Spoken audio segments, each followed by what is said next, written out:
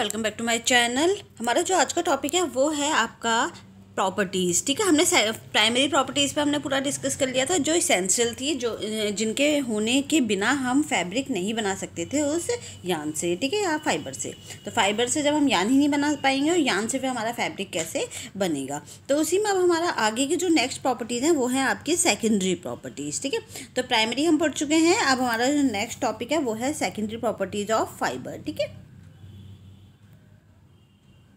हमने ये properties of textile fibre के बारे में लास्ट क्लासेस में डिस्कस किया था, जिसमें हमने देख लिया था कि हमारे पास प्राइमरी प्रॉपर्टीज़ कौन कौन सी हैं।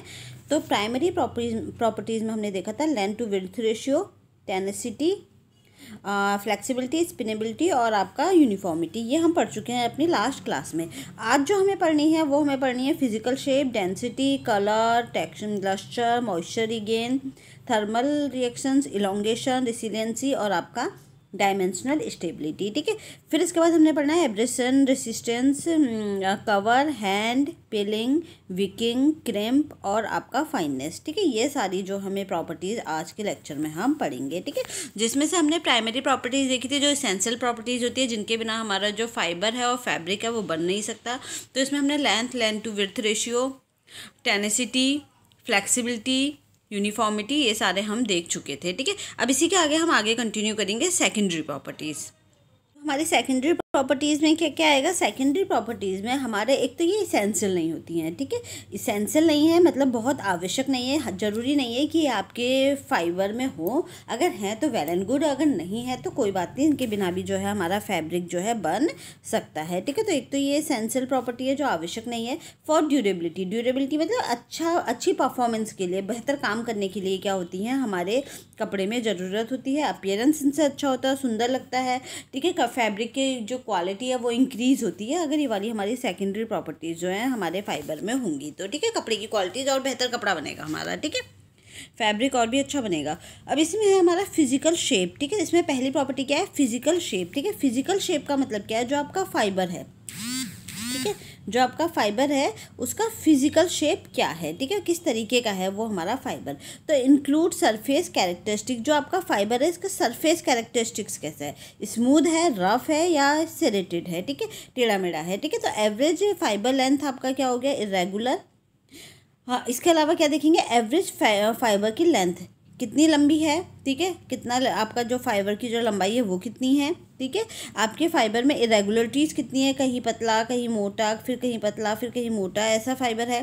ठीक है, हाई लेंथ विड्थ रेशियो मतलब इससे ज़्यादा, इसकी लंबाई से ज़्यादा, चौड़ाई से ज़्यादा उसकी लंबाई है, जो हम पढ़ चुके हैं। तो ये सब हमारी किस में आती है, ये सब हमारी आती है फिजिकल कैरेक्टरिस्टिक्स में, फिजिकल शेप में। ठीक है, तो फिजिकल शेप कैसा है आपके फाइबर का।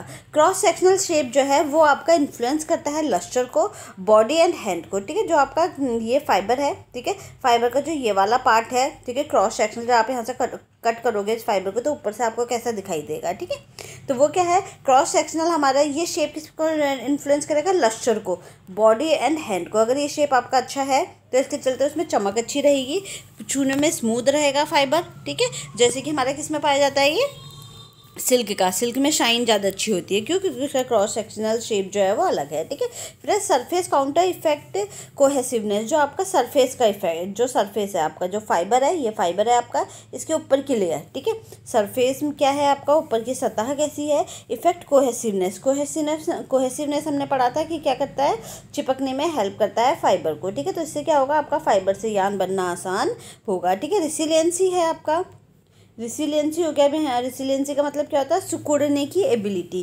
ठीक है, मतलब आपने ये फाइबर लिया, फाइबर को आपने ऐसे फोल्ड किया, उसके बाद बहुत सारा गुचमुच किया, उसके बाद आपने फाइबर को छोड़ा तो वो अपने शेप में कितना वापस जा पा रहा है, तो उसे क्या बोलते हैं, रिसिलियंसी बोलते हैं।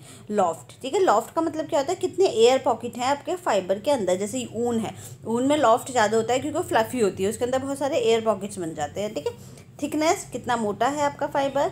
रेसिस्टेंस टू एब्रेशन, कितना घिसने पे वो अपने आप को प्रोटेक्ट कर सकता है, फटता नहीं है। ठीक है, तो रेसिस्टेंस टू एब्रेशन, पिलिंग मतलब रोए उठने कितने उठेंगे, जो पिलिंग होते हैं ना, बॉल्स बन जाती है, टाइनी बॉल्स हमारी बन जाती है, सब रोए बोलते हैं। ठीक है, उसको वो अपने आप में वो कितना जो पिलिंग है उसको होने से रोक सकता है, रोए बनने से रोक सकता है। Comfort factor such as absorbency, कितना वो चीज़ों का एब्जॉर्ब करता है और गर्म रहता है फाइबर। ठीक है, तो ये सब क्या है, ये आपका सरफेस के उसकी जो फिजिकल शेप है उसमें आएगा, ठीक है, फिजिकल शेप में आएगा। ये सब आपका ठीक है, समझ में आ गया। फिजिकल शेप क्या है? फिजिकल शेप का मतलब ये है आपका जो फाइबर है, फाइबर किस तरीके का शेप जो है वो रखता है, ठीक है। जैसा शेप होगा उसमें उतनी ही अच्छी क्वालिटीज़ पाई जाएंगी, ठीक है। तो ये फिजिकल शेप है। इसके बाद सेकंड है आपका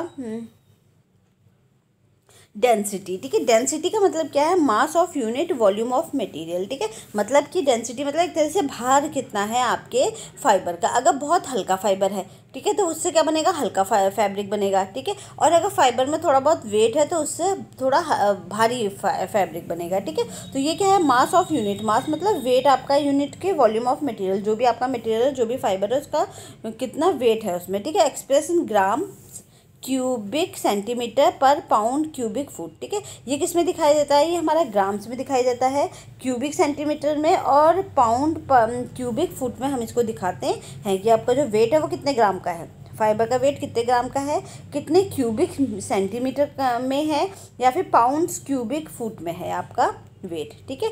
वेट ऑफ फाइबर, इस जो डेंसिटी क्या होती है? ये हमारा वेट ऑफ फाइबर होती है कि फाइबर का वेट हमारा क्या है, ठीक है। ऑल टेक्सटाइल फाइबर है, सभी टेक्सटाइल फाइबर का जो हाई वेट है, वाटर से सभी का हाई वेट क्या होता है? ज़्यादा होता है, ठीक है। तो जितने भी टेक्सटाइल फाइबर है सभी का वेट क्या होता है? वाटर से ज़्यादा होता है। सिर्फ एक ओलिफिन है जिसका जो वेट है वो हमारा किससे होता है? वाटर से कम होता है। तो ये जो आपके वाटर, मान लो ये वाटर है, तो इसके सतह पे ये क्या करता रहेगा? फ्लोट करता रहेगा, यानी कि तैरता रहेगा, क्योंकि वेट हल्का है ना, हल्का फाइबर होगा तो अंदर नहीं डूबेगा, ये क्या करेगा? ऊपर सतह में क्या करेगा? आपका तैरता रहेगा, ठीक है। तो हमारी डेंसिटी अगर हम देखें तो हमारे फाइबर का वेट कितना है, ठीक है। सभी फाइबर जो टेक्सटाइल फाइबर है लगभग क्या होते हैं? उनका जो वेट है वो वाटर के वेट से हाई होता है, वाटर के वेट से हाई होगा सभी फाइबर का। सिर्फ ओलिफिन वाला जो आपका फाइबर है वो क्या होता है आपका? उसका वेट आपका वाटर के वेट से कम होता है, ठीक है। अगर आप देखो कॉटन एंड वुल, ठीक है, कॉटन और वुल को अगर हम देखें तो ये फाइबर क्या होता है? ये हमारे हैवी फाइबर होते हैं, ठीक है। कॉटन और वुल क्या है? हमारे हैवी फाइबर हैं। तो इनकी डेंसिटी क्या होगी? डेंसिटी क्या होगी आपकी? हाई होगी, ठीक है। देखो डेंसिटी का मतलब क्या होता है? मान लो ये हमारा फाइबर है, ठीक है, ये फाइबर है, तो जब आप इसको माइक्रोस्कोप से देखोगे तो इसका ये दिखाई देगा आपको, ये वाला पोर्शन, ठीक है। ये फाइबर है तो माइक्रोस्कोप से ये वाला पोर्शन अगर आप इसको कट करके यहाँ से माइक्रोस्कोप में देखोगे तो आप देखोगे कि इसके अंदर कितने अणु हैं, कितने एटम एक दूसरे के साथ चिपके हुए हैं। तो ये क्या है? डेंसिटी है, मतलब घनत्व है, ठीक है। जितना ज़्यादा इसके अंदर अणु होंगे उतना ही ज़्यादा भारी होगा, ठीक है।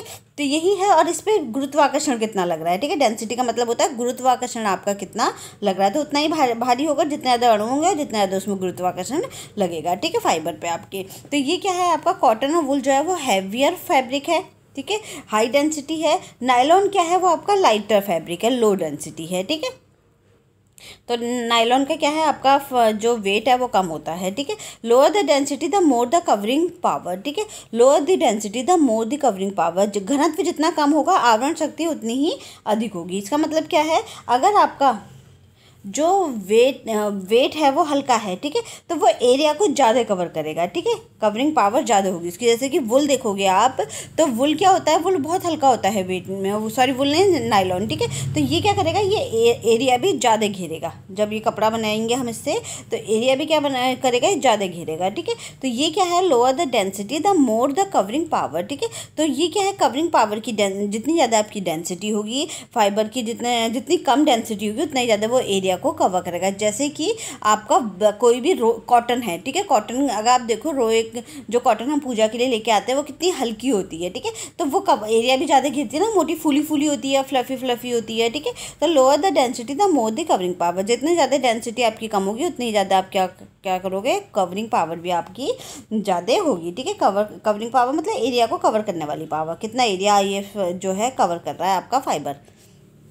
A pound of wool and pound of nylon weight the same but the fibers are more in nylon than the wool, ठीक है। अगर हम एक वुल 1 पाउंड वूल, ठीक है। पाउंड मतलब मान लो पाउंड का मतलब पाउंड क्या है, जैसे 1 किलोग्राम ग्राम होता है ना, वैसे ही 1 पाउंड होता है, ठीक है। तो 1 पाउंड वूल और 1 पाउंड अगर हम नायलॉन लेंगे, ठीक है, दोनों का वेट समान है, ठीक है। अगर हम 1 पाउंड वूल और 1 पाउंड नायलॉन लेंगे तो दोनों का वेट जब हमारा सेम है, but the fibres are more in the nylon, लेकिन जो हमारा नायलॉन है इसमें फाइबर्स ज़्यादा आएंगे, ठीक है।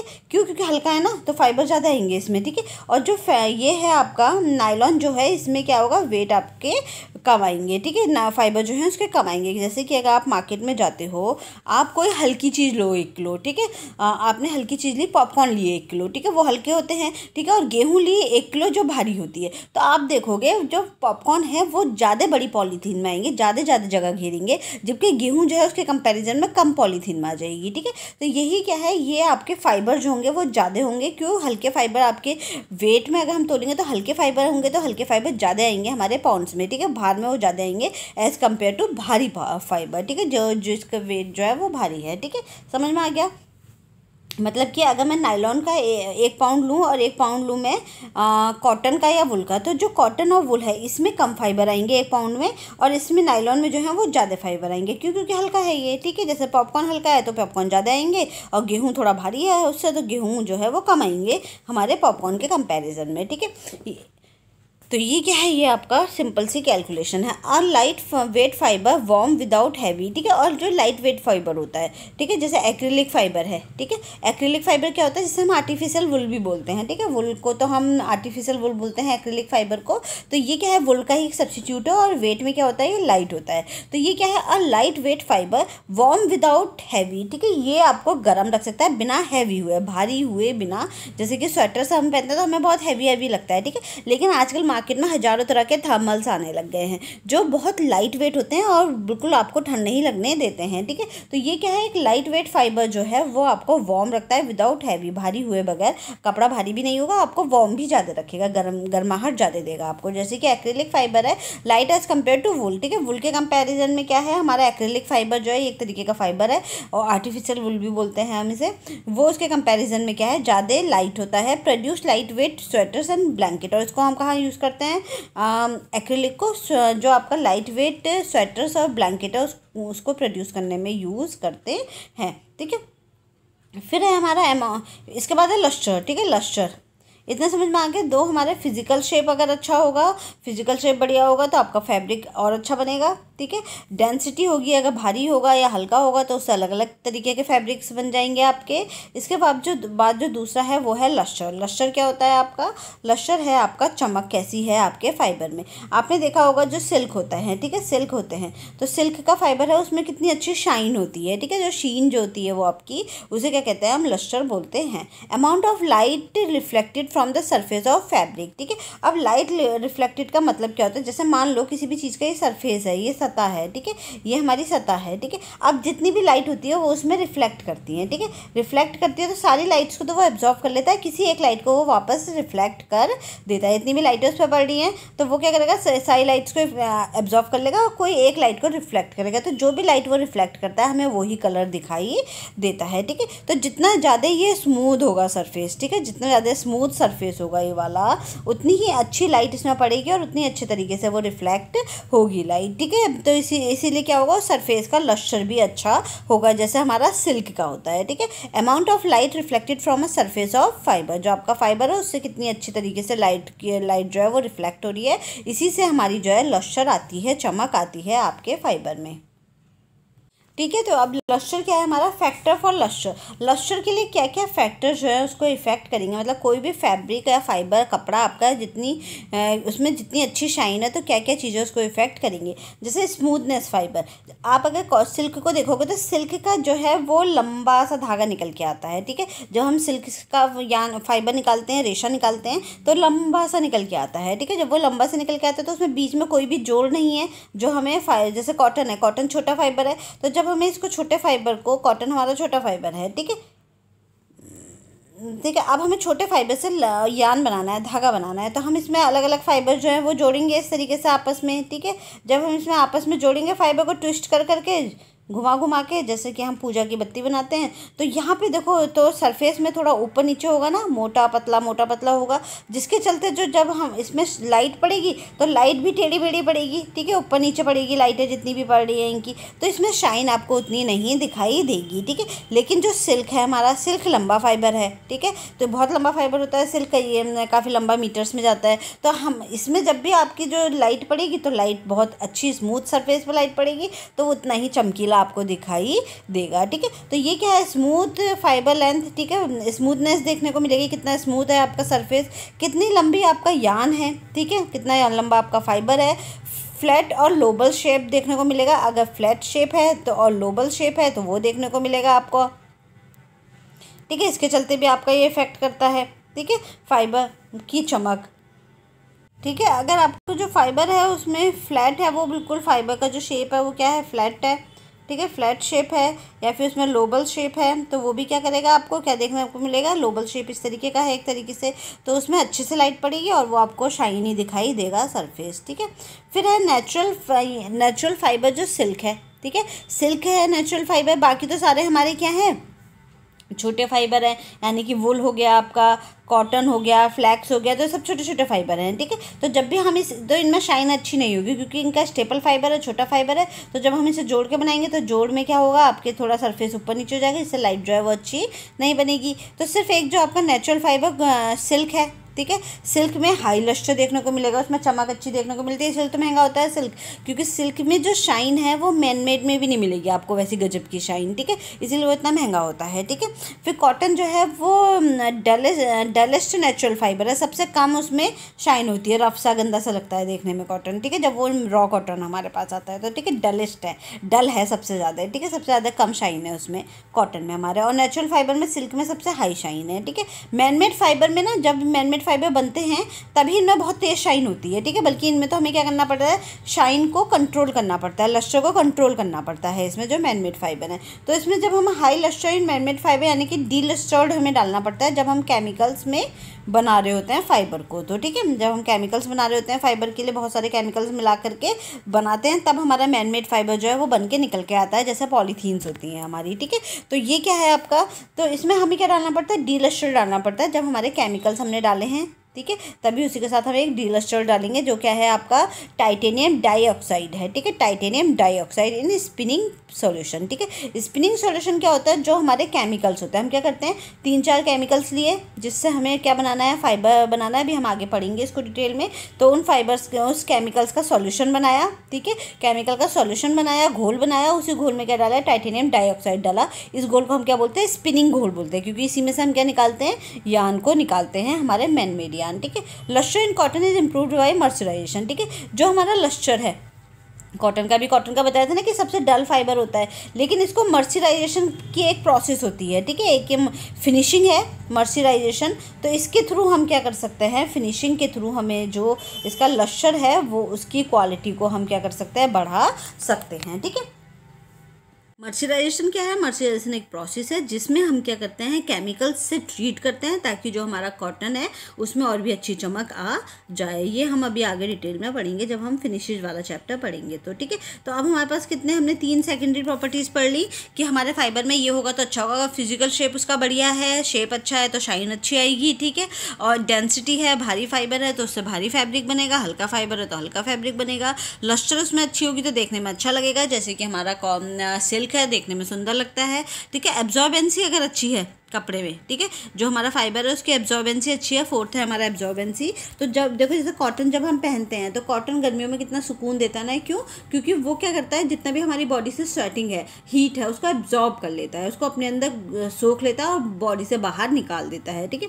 तो इसी को क्या बोलते हैं, हम एब्जॉर्बेंसी बोलते हैं, ठीक है। तो एब्जॉर्बेंसी देखी जाएगी कि आपकी कैसी है, आपके फाइबर की, ठीक है। एब्जॉर्बेंसी का मतलब होता है अवशोषकता, मतलब कि एब्जॉर्ब कर लेना आपके जितनी भी बॉडी से हीट और ये सब निकल रही है, ठीक है। Textile fibre are naturally hygroscopic pick up moisture from air. Hygroscopic का मतलब क्या होता है, जो हमारे टेक्सटाइल फाइबर्स होते हैं कुछ, ठीक है, तो ये क्या होता है, इनके अंदर हाइग्रोस्कोपिक क्वालिटी पाई जाती है, ठीक है, खास तौर पे जो नेचुरल फाइबर है, ठीक है। हाइग्रोस्कोपिक क्वालिटी का मतलब क्या है, आप इन्हें एयर में डाल दो तो एयर का मॉइस्चर जो है ये अपने अंदर ले लेते हैं। जैसे कि अगर आप रात को कपड़े उठाने भूल जाओ, छत से सूखे हुए कपड़े आपने दिन भर डाले, धूप में सूख गए, फिर आप रात में उनको उठाना भूल जाओ, फिर जब सुबह जाओगे तो वो क्या होते हैं, थोड़े थोड़े आपको वेट वेट सा फीलिंग देंगे, क्यों वेटी वेटी हो जाते हैं ना वो, क्योंकि वो अपने आसपास के जो एटमॉस्फेयर है वहाँ से क्या कर लेते हैं, एयर को और मॉइस्चर को एब्जॉर्ब कर लेते हैं। ठीक है, एयर से वो क्या करते हैं, मॉइस्चर को एब्जॉर्ब कर लेते हैं। तो इसको क्या बोलते हैं, हाइग्रोस्कोपिक क्वालिटी बोलते हैं, हाइग्रोस्कोपिक क्वालिटी। ठीक है, maximum amount of water absorb is saturation point. ठीक है, एब्जॉर्बेंसी क्या है, कितना वाटर जो है कोई भी फाइबर या फैब्रिक या कपड़ा या धागा वो अपने अंदर एब्जॉर्ब कर सकता है, कितना वाटर वो अपने अंदर एब्जॉर्ब करके सैचुरेशन पॉइंट तक रख सकता है। ठीक है,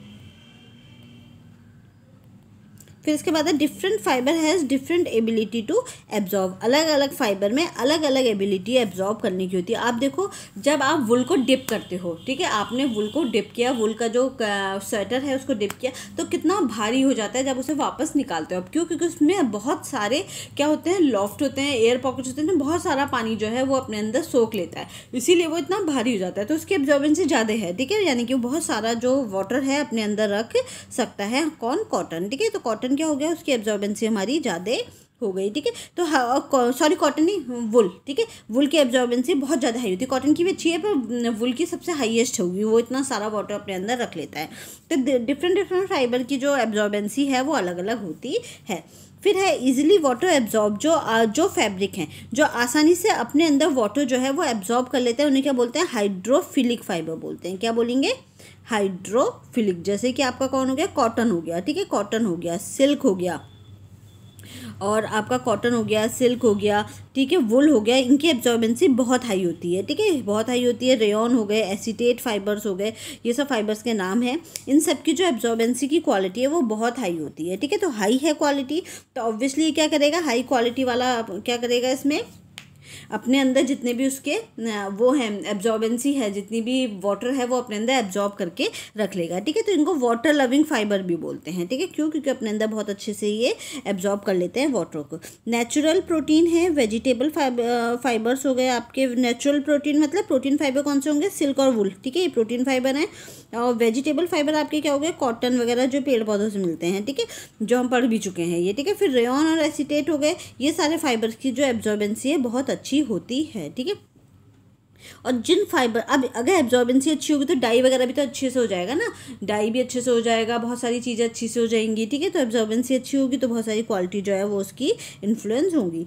फिर है डिफ़िकल्टी इन एब्जॉर्बिंग, अगर जो फाइबर है वो वाटर को अच्छे से एब्जॉर्ब नहीं कर पा रहा है, यहाँ तो एब्जॉर्ब कर ले रहा है, ऐसे सिल्क अच्छे से एब्जॉर्ब कर लेता है, वुल अच्छे से एब्जॉर्ब कर लेता है, तो इनमें डाई होनी भी आसान है। ठीक है, लेकिन अगर जो फाइबर है वो अच्छे से एब्जॉर्ब नहीं कर पा रहा, ठीक है, तो इससे क्या, उसको क्या बोलते हैं, हाइड्रोफोबिक फाइबर बोलते हैं। फोबिक मतलब फोबिया। ठीक है, जिससे वाटर का फोबिया है, वो फाइबर अपने अंदर वाटर को आने ही नहीं दे रहा। ठीक है, तो उन फाइबर को, उन फैब्रिक को क्या बोलेंगे, उन रेशो को क्या बोलेंगे हम, हाइड्रोफोबिक फाइबर बोलेंगे। ठीक है, हाइड्रोफोबिक फाइबर और हाइड्रोफिलिक फाइबर वो गए जो वाटर को प्यार करते हैं, हाइड्रोफोबिक फाइबर वो गए जो अपने अंदर वाटर को एंटर नहीं होने देते। जैसे कि अम्ब्रेला का, आजकल बारिश हो रही है तो हम अम्ब्रेला लेके घूमते हैं, क्यों? क्योंकि अम्ब्रेला में जो फैब्रिक यूज़ किया जाता है वो अपने अंदर पानी को एंटर नहीं होने देता है। अगर हम कॉटन का अम्ब्रेला बनाएंगे तो वो कॉटन का अम्ब्रेला नहीं चलेगा, क्योंकि वो अपने अंदर आराम से पानी से वाटर को आपके अंदर एब्जॉर्ब कर लेगा और आपको टिप टिप करने आने लगेगा वाटर आपके अम्ब्रेला के अंदर। ठीक है, तो इसीलिए ये क्या बोलेंगे, हाइड्रोफोबिक फाइबर रेनकोट्स, अम्ब्रेला, इन सब चीज़ों में यूज़ होता है। ठीक है, ये बहुत सारे सिंथेटिक फाइबर जो हैं वो जनरली हमारा हाइड्रोफोबिक फाइबर ही होते हैं। जैसे ग्लास फाइबर है, इसकी जीरो एब्जॉर्बेंसी होती है। ठीक है, ग्लास से जो फाइबर बनता है, ग्लास मतलब शीशा, ये एक तरीके का, ये उससे फाइबर जो बनता है उसकी एब्जॉर्बेंसी जीरो है, यानी कि बिल्कुल भी वाटर अपने अंदर ये नहीं जाने देगा। ठीक है, तो ये क्या है, एब्जॉर्बेंसी है। एब्जॉर्बेंसी भी बहुत ज़रूरी है। ठीक है, इसके बाद क्या है आपका, डिफ़िकल्टी इन एब्जॉर्बिंग वाटर हो गया। फिर है फैक्टर फॉर एब्जॉर्बेंसी। ठीक है, एब्जॉर्बेंसी के लिए क्या क्या फैक्टर्स है, एक तो due to hydroxyl group present in the fibre amorphous molecule structure. ठीक है, आपका जो एब्जॉर्बेंसी के लिए क्या है, एक तो हाइड्रोक्सिल ग्रुप होना चाहिए आपके, किसमें, फाइबर में। कौन सा ग्रुप लगा हुआ होना चाहिए, हाइड्रोक्सिल ग्रुप लगा हुआ होना चाहिए। ठीक है, हाइड्रोक्सिल ग्रुप अगर आपका लगा होगा, ठीक है, हाइड्रोक्सिल ग्रुप ठीक है। अगर हाइड्रोक्सिल ग्रुप आपका लगा होगा, केमिकल का ग्रुप है ये, ठीक है, केमिकल्स का ग्रुप है ये। आप देखो उसमें भी पाए जाते हैं, जब हम ग्लूकोज का स्ट्रक्चर पढ़ते हैं तो उसमें भी हाइड्रोक्सिल ग्रुप पाया जाता है, ठीक है। तो हाइड्रोक्सिल ग्रुप अगर आपका लगा हुआ होगा तो वो वाटर को अच्छे से अपने अंदर आने देगा। तो हाइड्रोक्सिल ग्रुप कितना प्रेजेंट है आपके फाइबर में, एक तो ये करेगा। दूसरा, एमॉर्फियस मॉलिक्यूल स्ट्रक्चर कितना है। अगर बहुत ज़्यादा ये इस तरीके का एमॉर्फियस स्ट्रक्चर है आपके फाइबर का, मैंने पढ़ा दिया है एमॉर्फियस और क्रिस्टलाइन हम पढ़ चुके हैं। तो एमॉर्फियस में आराम से पानी जो है आपके अंदर एंटर कर सकता है। अगर इसके विपरीत क्रिस्टलाइन स्ट्रक्चर है,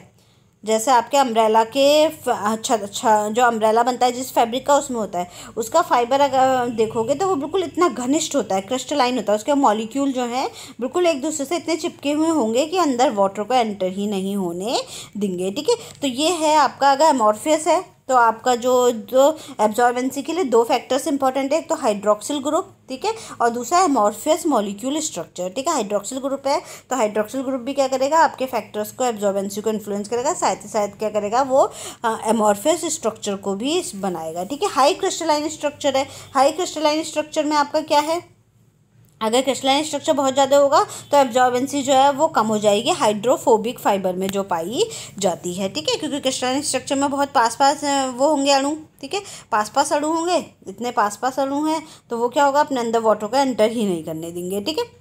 तो ये क्या है आपका। अब इसके बाद क्या है, हाई एब्जॉर्बेंसी इन फाइबर। तो अगर आपका फाइबर है उसमें एब्जॉर्बेंसी अच्छी है, ठीक है, हाई एब्जॉर्बेंसी, अच्छे से वो वाटर को यूज़ कर ले रहा है, तो एक तो ये किसके लिए सूटेबल होगा, ये समर्स के लिए सूटेबल होगा, ठीक है। क्यों, क्योंकि समर्स में क्या होता है, हमारी बॉडी से हीट जो जनरेट होती है, ठीक है, उसको हमें बाहर निकालना होता है, नहीं तो हमें और गर्मी लगेगी, ठीक है। दूसरा, वाटर और जो स्वेटिंग होती है उसको भी बाहर निकालना होता है, ठीक है। तो एब्जॉर्बेंसी इन फाइबर, हाई एब्जॉर्बेंसी इन फाइबर में आपके लिए मेन कौन कौन से इंपॉर्टेंट है, इसके लिए एक इम्पॉर्टेंट, ये किसके लिए इंपॉर्टेंट है, एक तो आपका कंफर्ट देगा ये, ठीक है, कंफर्ट देगा। आप देखो कॉटन पहन के कितना सुकून मिलता है, ठीक है, कॉटन पहन के कितना मिलेगा, सुकून मिलेगा। वार्मथ देगा, गर्माहट देगा, हल्की हल्की गर्माहट भी देता है कॉटन, ठीक है, बॉडी को थोड़ा सा। क्यों, क्योंकि जाड़ों में अगर आप देखोगे तो कॉटन थोड़ा ठीक रहता है, जैसे वुल है, वुल तो बहुत ज़्यादा उसमें उसका स्ट्रक्चर बहुत ज़्यादा एब्जॉर्बेंसी है, ठीक है, तो उसका और भी हाई एब्जॉर्बेंसी वाला है तो वो वार्मथ ज़्यादा देता है वो, ठीक है। वाटर रिप्लिएंसी होता है, वाटर रिप्लिएंसी मतलब वाटर को एक जगह से दूसरी जगह जाने देता है ये, ठीक है। स्टैटिक बिल्डअप, स्टैटिक बिल्डअप इसमें पाया जाता है, ठीक है। डायबिलिटी, डाई इसमें आसानी से हो जाएगा। स्टैटिक बिल्डअप अभी पढ़ेंगे हम आगे, ठीक है। श्रिंकेज, ठीक है, श्रिंकेज होगी इसमें। श्रिंकेज मतलब जो आप देखोगे उसमें सिकुड़न जो हो जाती है, कॉटन में होता है ना, बार बार सिकुड़न हो जाया करेगी उसमें। क्यों, क्योंकि उसका स्ट्रक्चर क्या है, एमॉर्फियस स्ट्रक्चर है, एमॉर्फियस स्ट्रक्चर है तो फाइबर जितने बार भी मुड़ेगा वो अपने स्ट्रक्चर में वापस नहीं आ पाएगा, ठीक है। तो हमें क्या करना पड़ेगा, उसमें प्रेस करनी पड़ेगी, तो श्रिंकेज पाई जाती है। इसके अलावा आपका रिंकल रेसिस्टेंस देखने को मिलेगा, आपको रिंकल रेसिस्टेंस देखने को मिलेगा आपको, ठीक है। रिंकल रेसिस्टेंस मतलब रिंकल से अपने आप को, wrinkle resistance etcetera, good acceptability for dye and finishes, ठीक है।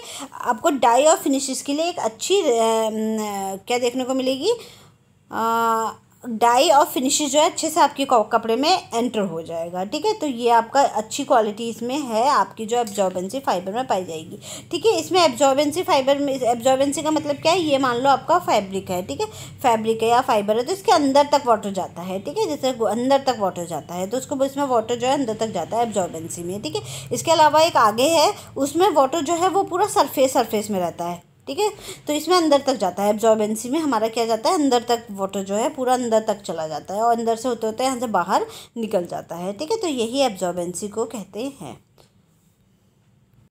ठीक है। तो एब्जॉर्बेंसी में अगर आप देखोगे कि एब्जॉर्बेंसी आपके जो फैक्टर्स हैं, किस किस फैक्टर्स को इफ़ेक्ट करती है एब्जॉर्बेंसी, ठीक है, ठीक है। तो ये इसमें क्या क्या आपका पाया जाएगा, एक तो कंफर्ट को तो करती है, वार्मथ रखती है, अगर एब्जॉर्बेंसी है तो वार्मथ को भी रखेगा। ज़्यादा एब्जॉर्बेंसी है तो वो क्या करेगा, कपड़े को गर्म नहीं रखेगा ज़्यादा, और अगर आपकी जो एब्जॉर्बेंसी कम है, एब्जॉर्बेंसी ज़्यादा है तो वो क्या करेगा, फैब्रिक को गर्म रखेगा, ठीक है। इसके अलावा जैसे हमारा वुल है, वुल में बहुत सारी एब्जॉर्बेंसी होती है इसलिए वो गर्म भी रहता है, ठीक है।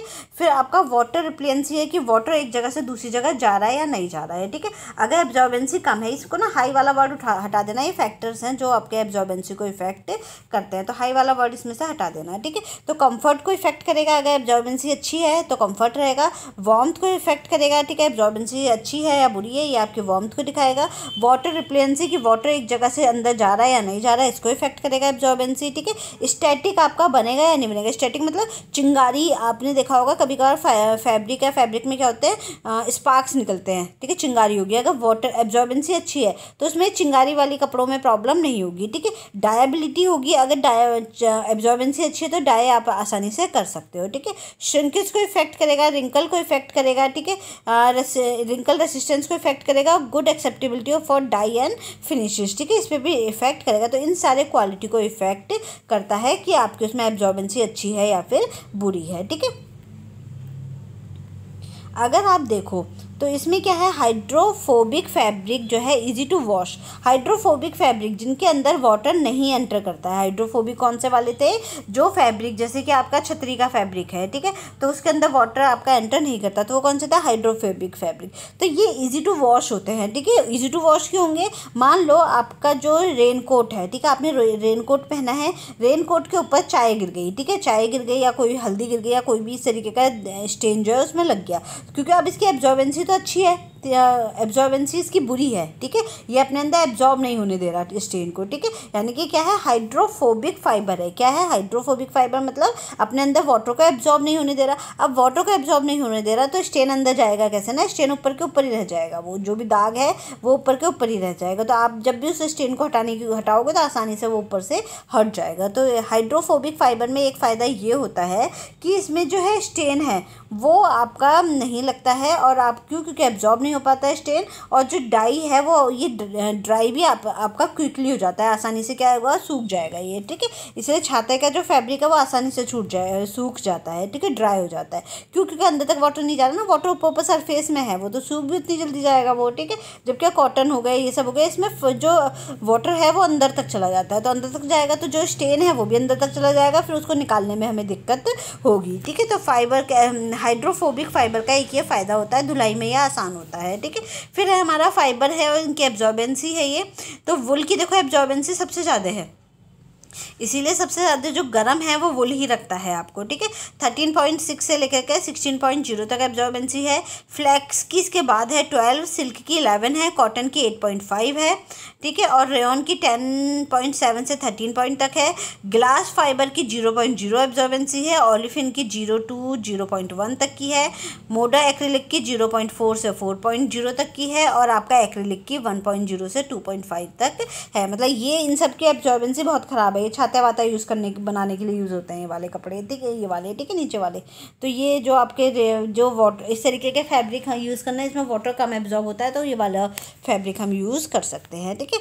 Absorbency of textile fabric is control by the type of yarn and fabric construction and by finishes, ठीक है। अब एब्जॉर्बेंसी को हम क्या कर सकते हैं कि बहुत सारे मेथड के थ्रू हम अपने फाइबर में, यार्न में इंट्रोड्यूस कर सकते हैं, ठीक है। जैसे टेक्सटाइल फैब्रिक कंट्रोल भी किया जा सकता है एब्जॉर्बेंसी को, यार्न बनाते समय और या फिर फैब्रिक बनाते समय। बहुत सारे केमिकल्स हो गए, ठीक है, कई तरह के मेथड्स हैं जिससे हम इसकी एब्जॉर्बेंसी को या तो बढ़ा सकते हैं या फिर घटा सकते हैं, जब भी हम कपड़ा या यार्न जो है बना रहे हैं उसके ड्यूरेशन में, ठीक है। फॉर एग्जाम्पल कॉटन में आप क्या यूज़ कर सकते हो ना, कायर बॉइलिंग, मर्सराइजेशन और नैपिंग वाले जो मेथड हैं वो यूज़ करके इसकी एब्जॉर्बेंसी को हम चेंज कर सकते हैं कॉटन के फैब्रिक में, ठीक है। इसी तरीके से पाइल वीव है, ठीक है। पाइल वीव क्या है, ये एब्जॉर्प्शन के लिए एरिया को बढ़ा सकता है, increase the area of absorption, ठीक है। मतलब पाइल वीव में क्या है, जो हम वीव बनाते हैं ना इस तरीके से, उसमें अगर बीच में स्पेस ज़्यादा छोड़ दो आप, ठीक है, तो जब ज़्यादा स्पेस छूटा हुआ है तो ऑब्वियसली उसमें एब्जॉर्बेंसी जो है वो अपने आप ही बढ़ जाएगी, ठीक है। तो अगर यार्न आपके जो फाइबर है उसमें एब्जॉर्बेंसी की कमी है, तो हम फाइबर से जब यार्न और फैब्रिक बनाते हैं तो हम उसको एब्जॉर्बेंसी को बढ़ा सकते हैं, ठीक है। फिर है मॉइस्चर रिगेन इसी के अंदर है, एब्जॉर्बेंसी के अंदर ही है मॉइस्चर रिगेन, ठीक है। एब्जॉर्बेंसी के अंदर ही ये मॉइस्चर रिगेन हमारा।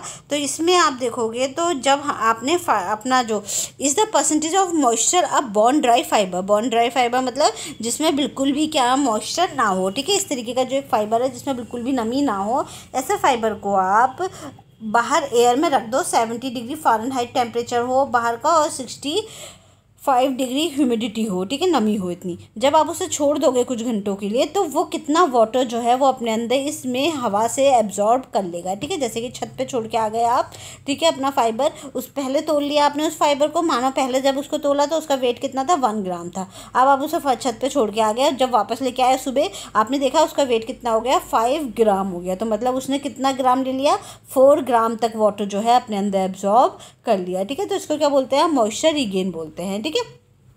तो moisture regain is the percentage of moisture, कितना मॉइस्चर का जो कितना परसेंट मॉइस्चर जो है आप अपने अंदर, जो हमारा बोन ड्राई फाइबर है, बोन ड्राई फाइबर मतलब बिल्कुल सूखा हुआ फाइबर जिसमें बिल्कुल भी नमी नहीं है, एब्जॉर्ब कर लेता है टू द एयर। कहाँ से, अपने एयर से, अपने आसपास के, आपने तो उसे नहीं धोया ना, आपने बस छत पे छोड़ा हो उस फाइबर को, अब वो आसपास जितनी भी एयर उसकी होगी तो वहाँ से कितना हद तक वो उसको मॉइस्चर को एब्जॉर्ब कर सकता है under the standard condition, temperature and moisture, ठीक है। जो स्टैंडर्ड कंडीशन है जैसे 70 डिग्री फ़ारेनहाइट और 65 डिग्री ह्यूमिडिटी में जब हम अपने फाइबर को छोड़ के आए हैं तो वो कितना टेम्परेचर जो है वो अपना कितना वाटर जो है अपने अंदर, कितना मॉइस्चर जो है अपने अंदर एब्जॉर्ब कर लेगा, ठीक है। Amount of water absorb by air, मतलब आसपास के एयर से वो कितना जो वाटर है उसको एब्जॉर्ब कर लेगा, ठीक है। तो इसका एक फॉर्मूला भी है, ये वाला, इसका फॉर्मूला है फाइबर वेट इक्वल टू 25 ग्राम, ठीक है। अगर मान लो फाइबर का वेट, हमने पहले जो बोन ड्राई फाइबर था, बोन ड्राई फाइबर मतलब बिल्कुल सूखा हुआ फाइबर, ठीक है, बोन ड्राई फाइबर जो था उसका वेट कितना था, 25 ग्राम था। हमने उसे छोड़ दिया कितने, 75 डिग्री फ़ारेनहाइट पे और आपका 65 डिग्री ह्यूमिडिटी पे छोड़ के हम आ गए, ठीक है। फिर 4-6 घंटे बाद हम गए, हमने वो फाइबर ले आए, हमने उसको दोबारा से वेट किया। तो जब वेट करने के बाद हमने दोबारा वेट किया तो उसका वेट कितना आ गया, 40 ग्राम आ गया, यानी कि रीगेन के बाद उसका कितना है, मॉइस्चर रीगेन के बाद 40 ग्राम वेट है। तो हम क्या करेंगे, इसका फॉर्मूला लगाएंगे। क्या फॉर्मूला है, 25/40 × 100, ठीक है। जब इसको कट करोगे, ठीक है, तो आपका कितना आ गया, 250/4, ठीक है।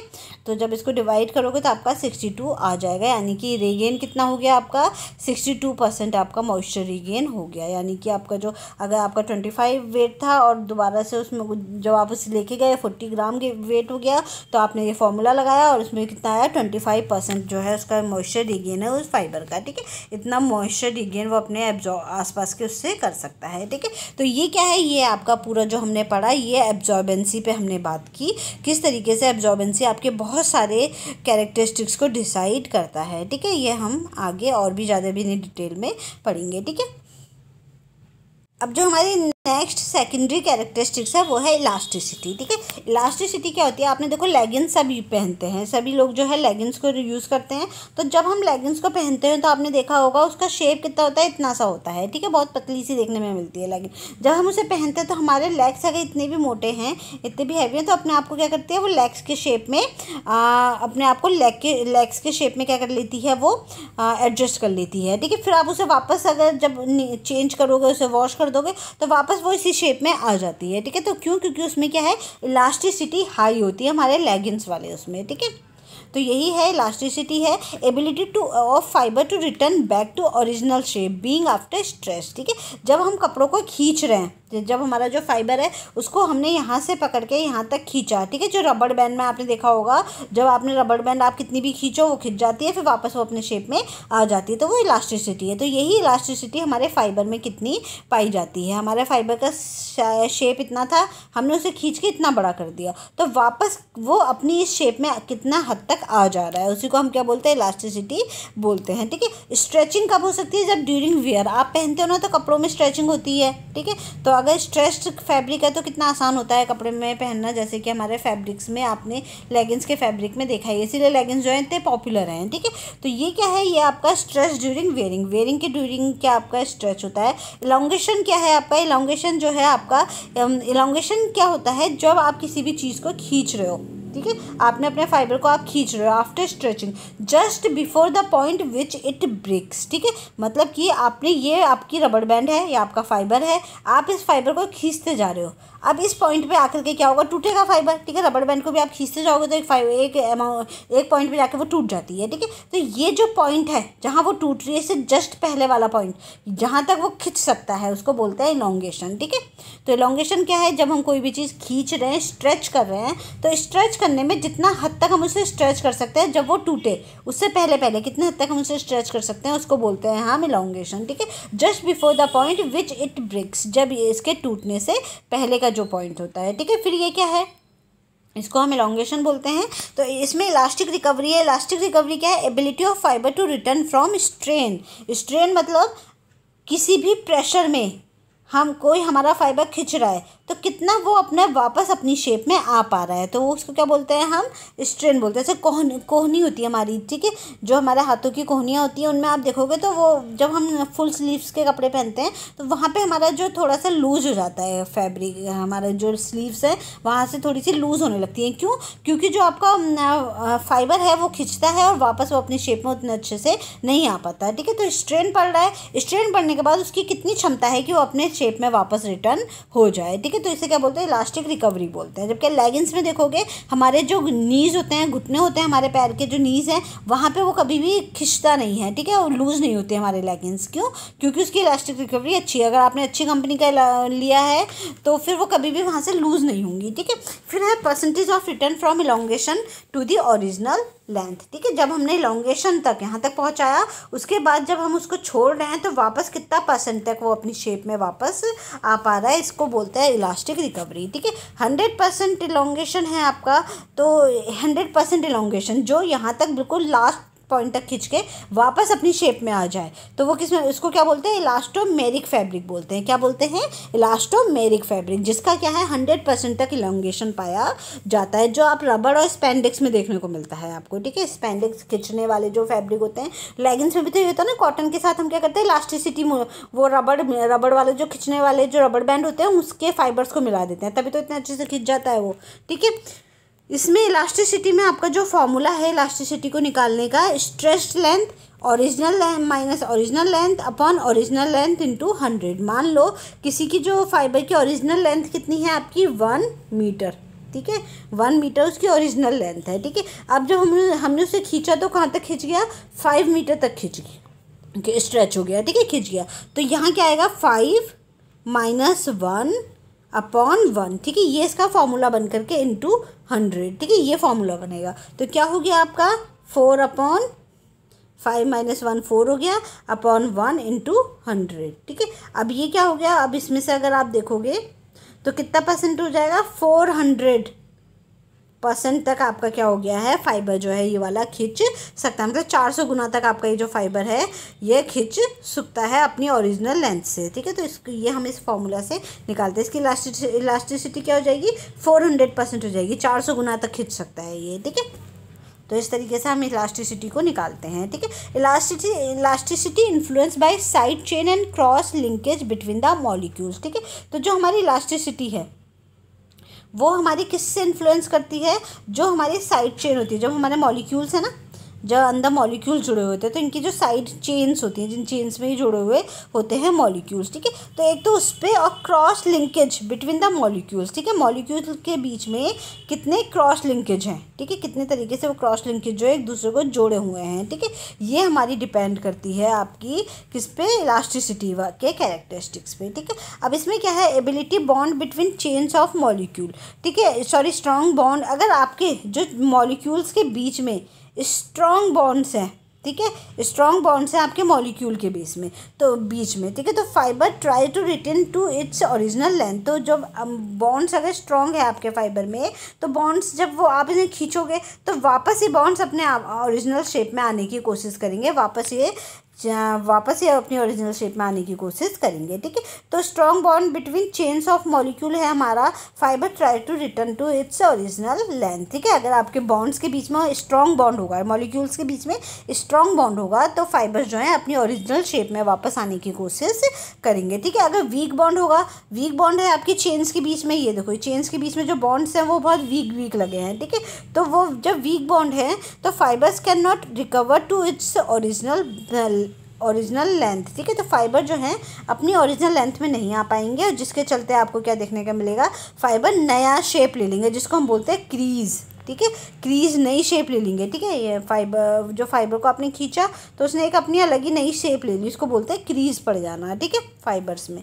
समझ में आ गया। इलास्टिक रिकवरी, इसीलिए जो हमारा स्पेंडेक्स और रबड़ वाले होते हैं इनमें क्रीज नहीं पड़ती क्योंकि इनके बीच में स्ट्रॉन्ग बॉन्ड पाया जाता है। Elastic recovery in fibre are different, ठीक है, अलग अलग फैब्रिक्स में, अलग अलग फाइबर्स में इलास्टिक रिकवरी क्या है, डिफरेंट पाई जाती है। जैसे पॉलिएस्टर हो गया, वुल हो गया, सिल्क हो गया, विस्कस हो गया, नायलॉन हो गया, इनकी इलास्टिक रिकवरी जो है वो अच्छी है, ठीक है, ये वापस अपनी शेप में आने की पूरी कोशिश करते हैं। कॉटन और एसीटेट की पुअर इलास्टिक रिकवरी है, ठीक है, इसीलिए तो कॉटन को बार बार प्रेस करनी पड़ती है ना, क्योंकि वो अपनी शेप में आ नहीं पाते, तो इससे उसमें क्या पड़ जाते हैं, क्रीज और रिंकल्स पड़ जाते हैं, तो हमें क्या करना पड़ता है, बार बार प्रेस उसको करनी पड़ती है। तो ये सेकेंड कैरेक्टरिस्टिक्स में हमारा क्या पढ़ा हमने, इलास्टिसिटी पढ़े। तो कौन कौन से पढ़ रहे हैं आज हमने, एक तो हमने सेकंड में पढ़ा फिजिकल शेप कैसा है, इससे फाइबर की जो क्वालिटी है वो इन्फ्लुएंस होगी, आपका डेंसिटी कैसी है, लस्टर कैसा है, एब्जॉर्बेंसी कैसी है, और फिर उसके बाद पढ़ा हमने इलास्टिसिटी, ठीक है। अब हम नेक्स्ट पढ़ेंगे लॉफ्ट एंड रेसिलियंसी, ठीक है, लॉफ्ट एंड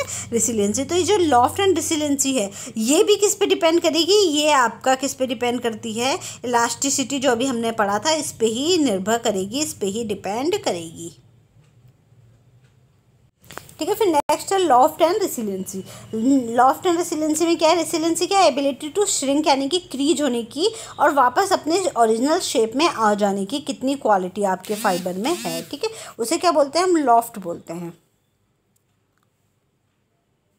ठीक है। अब लॉफ्ट क्या है, ability of fibre to spring back to original thickness after being pressed, ठीक है। मान लो आपका जो फाइबर है, ठीक है, जैसे स्पॉन्ज होता है, स्पॉन्ज होता है ना फ्लफ़ी, ये आपका फाइबर की चौड़ाई है, ठीक है। जब हम इसे प्रेस कर रहे हैं, दबा रहे हैं, ठीक है, यहाँ से आता है हमने चौड़ाई में उसको दबाया, तो दबाने के बाद ये फिर हमने इसको छोड़ा तो कितने अपनी ओरिजिनल शेप में वापस आ जा रहा है, जैसे हमारा ढोकला होता है, ठीक है। तो ढोकला की तरह ही फाइबर में भी क्या है, जब हम उसे प्रेस करते हैं, दबाते हैं, तो दबाने के बाद वो कितना अपनी शेप में वापस आ रहा है, ठीक है। Ability to fibre to spring back मतलब ये जो स्प्रिंग है बीच की, ठीक है, जैसे सोफे में स्प्रिंग लगी हुई होती है, आप सोफे पे बैठते हो फिर आप उठते हो तो वापस वो अपनी शेप में आ जाता है, ठीक है। तो इसी तरीके से आपका क्या है, spring back to original thickness, अपनी ओरिजिनल थिकनेस में वो वापस कितना आ पाता है जब आप उससे क्या करते हो, कंप्रेस करते हो यानी कि दबाते हो, ठीक है। फैब्रिक कंटेंट्स एयर, जितना ज़्यादा फैब्रिक्स में एयर होंगे, जैसे ढोकले में क्या पाया जाता है, बीच में एयर पॉकेट्स पाई जाती हैं, तो उस एयर पॉकेट्स में एयर होता है, ठीक है, उतनी ही ज़्यादा वो क्या होगा, उसमें गर्माहट उस फाइबर में देखने को मिलेगी और स्पॉन्ज जैसा वो होगा, ठीक है, उतना ही वो अपनी शेप में वापस भी आ जाएगा, ठीक है। तो रेसिलियंसी और लॉफ्ट का मतलब ये है।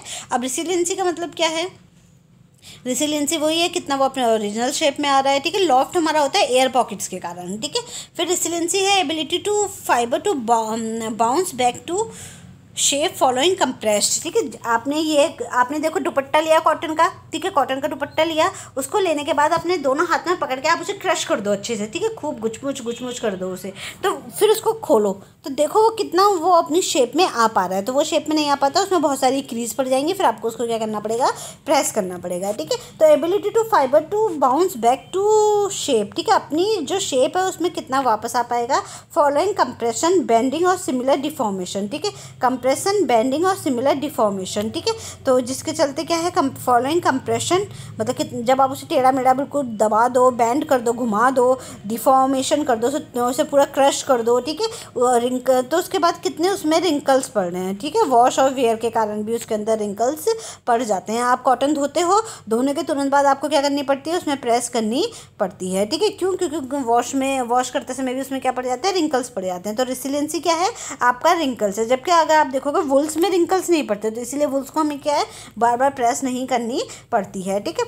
अब ये है हमारा wool and silk, high resilient होते हैं। वुल और सिल्क क्या है आपका, वुल और सिल्क में क्या पाया जाता है, हाई रेसिलियंट है, यानी कि इसमें बार बार आपको प्रेस नहीं करनी पड़ेगी, अपनी शेप में वापस लेंगे, ठीक है। और जितनी ज़्यादा वो अपनी शेप में ले लेगा तो गुड इलास्टिक रिकवरी जिसमें ज़्यादा अच्छी होगी, उतनी ही अच्छी उसमें क्या होगी, रेसिलियंसी देखने को मिलेगी। क्यों, क्योंकि वो अपने आप को क्या, इलास्टिक को क्या करेगा, अपनी शेप में वापस ले आएगा, तो रेसिलियंसी भी उसमें अच्छी देखने को मिलेगी। और जिसमें जैसे कॉटन है उसमें क्या होगा, आपकी जो रेसिलियंसी है वो लो होगी, कॉटन में क्या है, रेसिलियंसी लो है, इसलिए हर बार पहनने से पहले उसमें क्या करना पड़ता है, प्रेस करनी पड़ती है, ठीक है।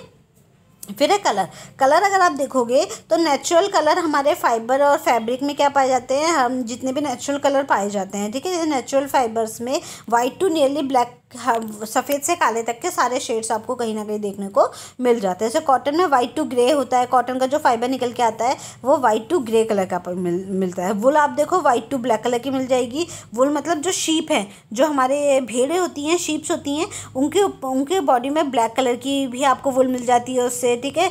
और वाइट कलर की भी वुल मिल जाती है, ठीक है। सिल्क हमारा वाइट कलर का होता है। वाइल्ड सिल्क डीप येलो या लाइट ब्राउन कलर का होता है। वाइल्ड सिल्क हमारा कैसा होता है, डीप येलो या वाइल्ड ब्राउन कलर का होता है। और मैनमेड फाइबर भी हमारे प्योर वाइट या फिर ऑफ वाइट होते हैं, ठीक है। तो ये आपके क्या हैं, ये कुछ कलर्स हैं जो नेचुरली हमारे अंदर पाए हमारे फाइबर्स में देखने को मिलते हैं, ठीक है। इसके बाद नेक्स्ट है आपका डायमेंशनल स्टेबिलिटी, ठीक है। डायमेंशनल स्टेबिलिटी का मतलब क्या होता है, नाइदर श्रिंक नॉर स्ट्रेच, ठीक है। मतलब जो भी हमारा कपड़ा आया है बन करके वो सेम उसी शेप में उसी आकार में है, ठीक है, जैसा कि वो शेप और आकार है, तो वो क्या है, वो डायमेंशनल स्टेबिलिटी कहलाएगा, ठीक है। जैसे कि आपने मार्केट से कोई कपड़ा खरीद के लेके आए, आपने उसे पहना, उसे धोया, उसकी ना तो फिटिंग में कोई चेंज हुआ, ना तो वो लूज़ हुआ, ना ही वो टाइट हुआ, तो वो क्या कहलाएगा, वो डायमेंशनल स्टेबल फैब्रिक कहलाएगा, ठीक है। इसके विपरीत आप कॉटन लेके आओगे, कॉटन को आप ला करके धोओगे, फिर उसे पहनोगे तो वो टाइट हो जाएगा। क्यों? क्योंकि उसमें क्या पाई जाती है, उसमें आपका रिलैक्सेशन श्रिंकेज पाई